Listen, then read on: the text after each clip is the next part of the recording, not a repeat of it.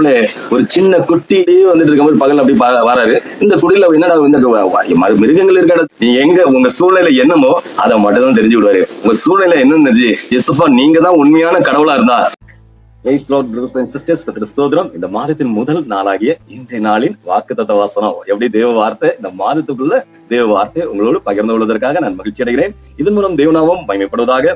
தேவன் நமக்கு தந்திருக்கிற இந்த மாதத்தின் வாக்குத்தத்தம் இன்றைய வாக்குத்தத்தம் சங்கீதங்களின் புஸ்தகம் 72வது சங்கீதம் 12வது வசனம் 12வது வசனம். கூப்பிடுகிற எளியவனையும் உதவியற்ற சிறுமையானவனையும் அவர் விடுவிப்பார். அல்லேலூயா. தேவப்பிள்ளை ஆண்டவர் என்ன சொல்கிறார்? கூப்பிடுகிற எளியவனையும் என்ன ஆண்டவர் என்ன சொல்றாரு? திரும்பி வாசிங்க. கூப்பிடுகிற எளியவனையும் உதவியற்ற சிறுமையானவனையும் அவர் விடுவிப்பார். தேவப்பிள்ளை ஒரு காரியம் போடுஞ்சுங்க. இந்த நாட்களை பாருங்க, 2 பேரு கல்யாண கார்டு கொண்டு தராங்க. அவங்க ஒரு ஆள் ஏழையா இருக்கிறாங்க, ஒரு ஆள் வசதியா இருக்கிறாங்க. யாருக்கு வீட்டுக்கு போங்க? எல்லாரும் ஏழைக்கு வீட்டு போவாங்களா, பணக்கார வீட்டு போறாங்களா? ஏழைக்கு வீட்டுல என்ன கிடைக்க போகுது? பணக்கார வீட்டு தான் போவாங்க. அப்படித்தானே? கொஞ்சம் வசதியா எல்லாருமே இருந்தா எல்லாரும் அங்கதான் தேடி போவாங்க.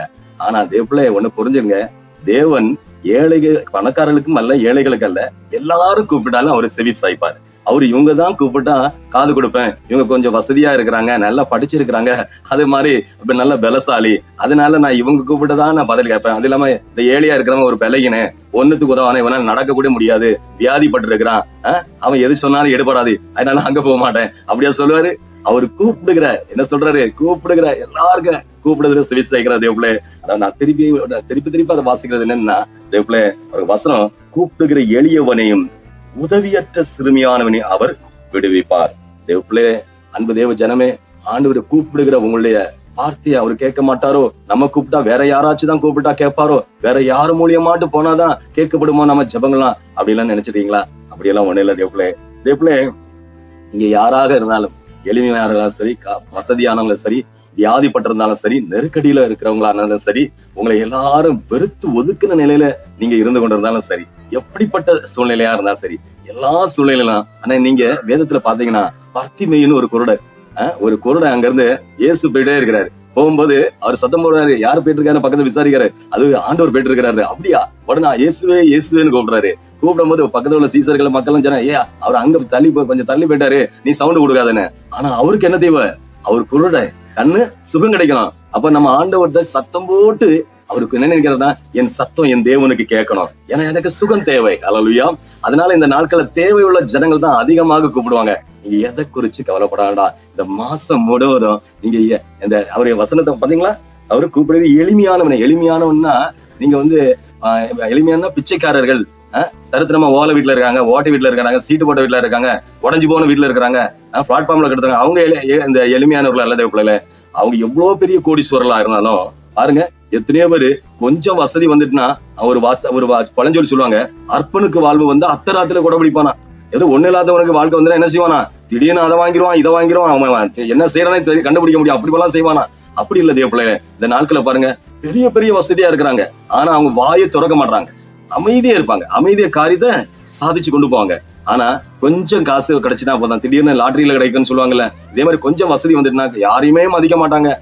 எளிமைங்கிறது எவ்வளவு வசதி இருந்தாலும் அவங்க நடத்தையில பாருங்க, என்னதான் இருந்தாலும் அவங்க நடக்கிறதுல யார்கிட்ட பேசுறதுல ரொம்ப அன்பா கனிவா பேசுவாங்க, அமைதியா பேசுவாங்க. ஆனா அதுக்குன்னு நம்ம எளிமைங்கிறது ஒரேடியா நான் சொன்ன மாதிரி பிச்சைக்காரர்களை மட்டும் குறிக்கிறது இல்லை. ரொம்ப பிச்சை இருந்து அறுத்துறது அவங்க எளிமைன்னு கிடையாது.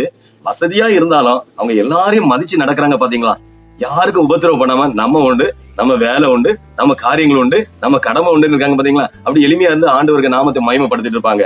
அவங்களதான் நான் சொல்றேன். அல்லேலூயா. ஒரு வியாதி வந்தவங்களுக்கு தான் அந்த வியாதியை எங்க போயினாலும் அதுல சுகம் கிடைக்குமா, எங்க போயினாலும் ஒரு விடுதலை கிடைக்குமா. ஒரு கடன் நெருக்கடிப்பட்டவங்க, வியாதிப்பட்டவங்க, திருமண பிள்ளைகளுக்கு பார்த்துட்டு இருக்கவங்க, திருமணம் முடிச்சு பிள்ளைகளை கொடுத்துட்டு அதுல கடன் பட்டிருப்பாங்க. அப்படிப்பட்டவங்க தொழில், பிசினஸ், என்னெல்லாம் காரியம், வீடு கட்டுற நிலைமை, எல்லாரும் கடன் பட்டிருப்பாங்க. நெருக்கடி எல்லாம் வந்தவங்களுக்கு தெரியும், குடும்ப பிள்ளைகளால நெருக்கடி வந்தவங்களுக்கு தெரியும். அநேக இந்த செய்தியை பார்த்தோம்னா உங்களுக்கு தெரியும், நீங்க எப்பேற்பட்ட நெருக்கடி, போராட்டங்கள், பிசாசுபடி எதுவுல இருந்தாலும் சரி, எப்படிப்பட்ட இதுல இருந்தாலும் சரி, அதுல விடுதலை கொடுக்கறது ஆண்டவரால் கூடாத காரியம் ஒண்ணுமே இல்ல. பிள்ளைகளே, நீங்க உண்மையா இயேசுவை கூப்பிட்டு பாருங்க. அவங்க எல்லா நெருக்கடியிலும், எவ்வளவு பெரிய போராட்டத்துல, பிரச்சனைகளை எது வந்தாலும் அதுல முற்றிலும் உங்களுக்கு நல்ல ஒரு விடுதலை கொடுப்பார். அல்லேலூயா. அவரால் கூடாத காரியம் ஒண்ணு இல்ல தேவப்பிள்ளை. தேவப்பிள்ளை ஒரு சின்ன குட்டி ஸ்டோரி, ஒரு கதை உங்கள்ட்ட சொல்ல நான் நினைக்கிறேன். ஒரு உதவியற்ற சிறுவன், ஒரு உதவியற்ற சிறுவன்னா வாலிபன் கிடையாது, ஒரு 10 வயசு, ஒரு 10-12 வயசுல உள்ள ஒரு பையன். அவனுக்கு அம்மா அப்பா கிடையாது. எப்படி அம்மா அப்பா திடீர்னு இறந்துட்டாங்க, ஒரு ஆக்சிடென்ட்ல இறந்து போனாங்க. அப்போ அந்த சின்ன பையன் வந்து வீட்டுக்கிட்ட, அது ஒரு காட்டு ரோட்ல, யாரும் இல்லாத இடங்கள், சொந்த பந்தங்க வீட்டுல போனா அவனை உள்ள அலோடு கிடையாது. அதனால நம்ம என்ன செய்யறான்னா, யாரும் இல்லாதனால ஒரு ஒதுக்குப்புறமா ஒரு இடத்துல, ஒரு காட்டு ரோட்ல அவன் ரோட்டக்கரையில ஒரு குடிசை போட்டு தங்கி இருக்கிறான். திடீர்னு அந்த நாட்டுல எப்படியே, அந்த நாட்டுல அந்த காலத்துல ராஜாக்கள் என்ன செய்வாங்கன்னா, அந்த நம்ம நாட்டுல எல்லாரும் நல்லா இருக்காங்களா, வசதியா இருக்காங்களா, சந்தோஷமா இருக்காங்களா, நம்ம ஆட்சி நல்லா நடக்குதான்னு சொல்லி மாறுவேடப்பட்டு வர்றாரு இந்த ராஜா. அவர் அப்படியே வந்துட்டு இருக்கும்போது பகல் அப்படி வராரு. இந்த குடியில என்னடா இந்த மிருகங்கள் இருக்க இடத்துல ஒரு பையன் மட்டும் இருக்கிறானு, இங்க யாரும் இல்லையா, வேற பக்கத்துல யாராவது வீடு இருக்கான்னு பார்த்தா ஊரு எல்கையில ஆளே இல்ல. அவர் பார்த்துட்டு நேர அந்த இடத்துல வந்து பாக்குறாரு.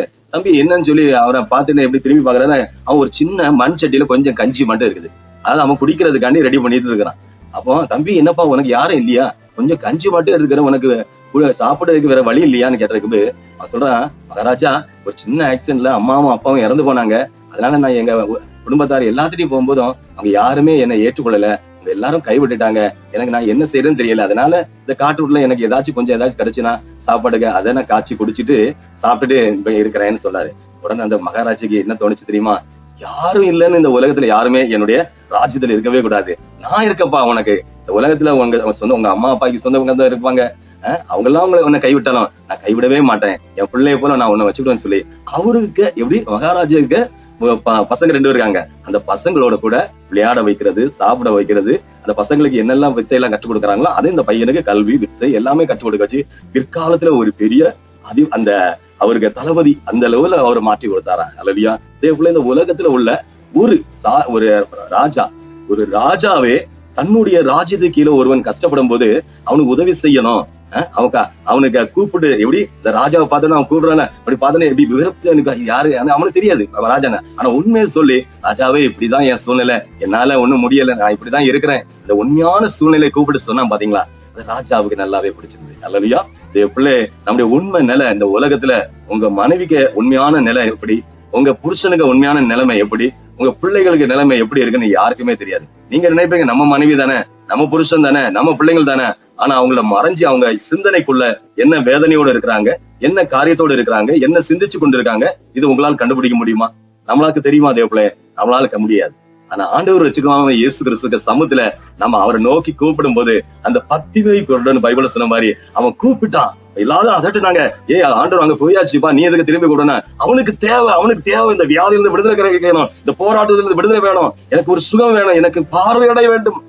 நம்ம பிள்ளைகளுக்கு ஒரு பார்வை போச்சுன்னா எப்படி நம்ம இருதயம் துடிப்போம், எங்க ஹாஸ்பிட்டல் இருக்கலாம் அங்கெல்லாம் போவோம், முடியாததுக்கு என்ன செய்வோம், இனிமே எல்லாரும் கைவிட்ட ஆண்டவரே இந்த ஆண்டவர் காப்பாத்துவாரா, அந்த கோயிலுக்கு போனா காப்பாத்துவாங்களான்னு யோசிச்சு பாருங்க.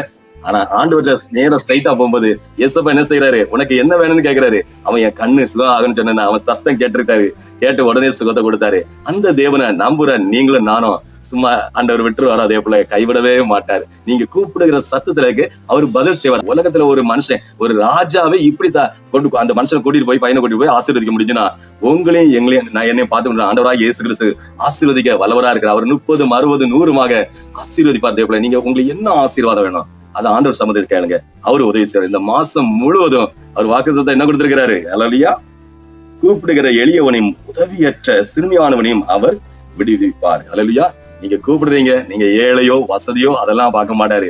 நீ உங்க சூழ்நிலை என்னமோ அதை மட்டும் தான் தெரிஞ்சு விடுவாரு. உங்க சூழ்நிலை என்னன்னு தெரிஞ்சு, எஸ்ப்பா நீங்க தான் உண்மையான கடவுளா இருந்தா என் சூழ்நிலையை மாற்றி போடுங்க, என்ன நிம்மதி தாருங்க, சமாதானம் தாருங்க, சந்தோஷத்தை தாருங்க, எனக்கு ஒரு சுகத்தை கொடுங்க. இத்தனை ஆண்டு நான் கவலைப்படுறேனே, வேதனைப்படுதுறேனே, படிக்கிற பிள்ளைங்களா எனக்கு மெமரி பவரை தாருங்க எஸ்ப்பா.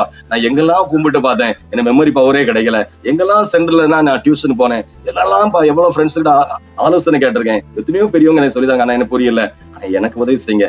பிசினஸ்ல லாஸ் ஆகி கண்ணீரோடு சாகுற லெவல்ல இனி தற்கொலை தான் பண்ணணும்னு நினைக்கிறீங்களா, உங்களை ஆண்டவர் உதவி செய்வாங்க. பரத்திலிருந்து வருகிற ஞானம், புத்தி, அறிவு, ஞாபகத்துல நிரப்பார். உங்களுக்கு வேண்டியபடியெல்லாம் செய்வார். எப்படின்னா ஆண்டவர் உன்னை அதிசயங்களை காணப்படும் சொல்லுகிறவர், வாக்கு மாறாத தேவன், அவர் எளியவனை குப்பையிலிருந்து உயர்த்துகிற தேவன். பிள்ளையே அதனால கலங்காதீங்க. இந்த மாசம் முழுவதும் உங்க எல்லா விருப்பங்களை நிறைவேற்றுவார். நீங்க உங்க எண்ணங்கள், இயக்கங்கள் எல்லாம் நிறைவேற்றி உங்களை ஆசீர்வதிக்கிற ஆண்டவர் ரட்சகருமாகிய இயேசு கிறிஸ்துவை ஜெபிப்போமா?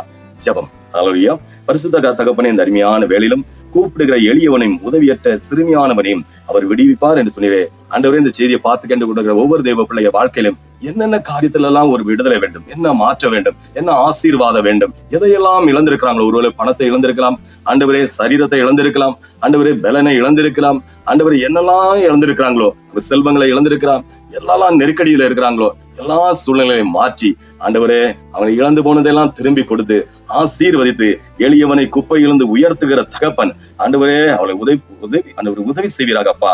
ஆண்டவரே கூப்பிடுகிற எளியவனையும் உதவியற்ற சிறுமியானவனையும் அவர் விடுவிப்பார் என்று சொன்னிருப்பா. இந்த ஜனங்களின் விடுதலைக்காக செபிக்கிற தகப்பனே நீர் இறக்கம் செய்து எந்த நிலைமையில இருந்தாலும், ஆஸ்பத்திரியில இருந்தாலும், வீடுகள் இருந்தாலும், ரோட்டோரங்கள, புனித ஸ்தலங்கள் எங்கெல்லாம் இருந்து வேதனையோடு இந்த செய்தியை பார்த்து கேட்டு கொண்டிருக்காங்களோ ஆண்டவங்க நிலைமையெல்லாம் மாற்றி ஆசீர்வதித்து மேன்மைப்படுத்துவீராக என்று இப்ப இயேசுவின் நாமத்தில் செபிக்கிறேன் ஜீவனுள்ள பிதாவே. ஆமேன், ஆமேன், ஆமேன். ஹல்லேலூயா, ஹல்லேலூயா.